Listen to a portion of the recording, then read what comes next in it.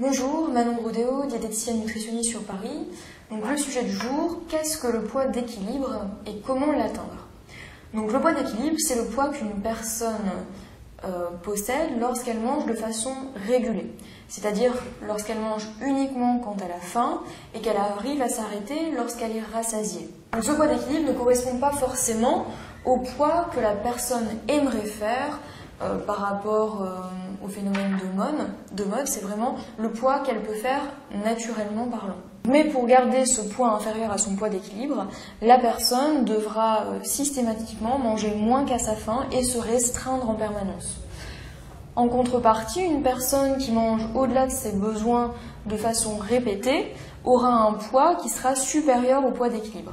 Et donc, en retrouvant un comportement alimentaire régulé, elle pourra espérer perdre du poids pour atteindre de nouveau ce poids. Donc quand je dis manger de façon régulée, uniquement quand on a faim et qu'on s'arrête quand on n'a plus faim, ça paraît quand même assez difficile de mener ça tout le temps. C'est vrai qu'il nous est tous arrivé de manger de façon ponctuelle sans faim, je sais pas, dans le contexte de fête, un mariage, un repas entre amis.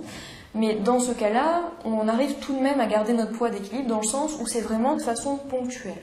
Donc la personne atteindra un poids supérieur à son poids d'équilibre lorsqu'elle mangera de façon systématique, sans faim ou au-delà. Et lorsqu'elle aura en fait une réponse alimentaire à un sentiment de mal-être.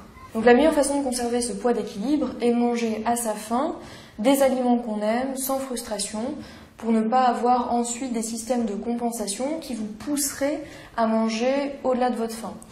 De même, parfois certaines personnes peuvent penser qu'il est bien d'attendre de manger, d'attendre d'avoir une faim très importante. Cette façon de procéder n'est pas forcément bonne non plus pour conserver votre poids d'équilibre, dans le sens où si vous avez une faim trop importante, vous allez manger souvent très vite et vous aurez du mal à percevoir en fait le moment où vous n'avez plus faim.